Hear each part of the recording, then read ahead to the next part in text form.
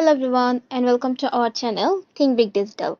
So in today's video I'm gonna show you how to make Pinterest board public, and it's pretty simple. So in first step, go to your profile section on Pinterest,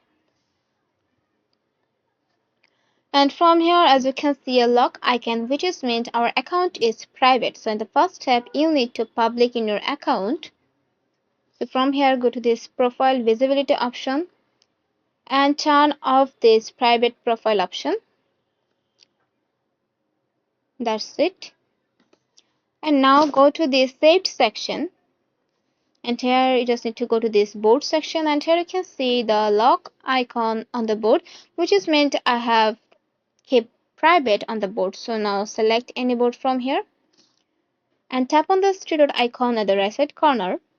Go to this edit board option, and here you can see the option keep this board secret. You just need to toggle off this option and simply tap on this make visible and tap on the done option. That's it, we're done. So in this way, you just need to do the same process to unlock another all of the board, and by this process you can make your board public on Pinterest. So basically that's the way. Hope this video find you helpful. Let me know in the comment box if you have any confusion and keep in touch with us.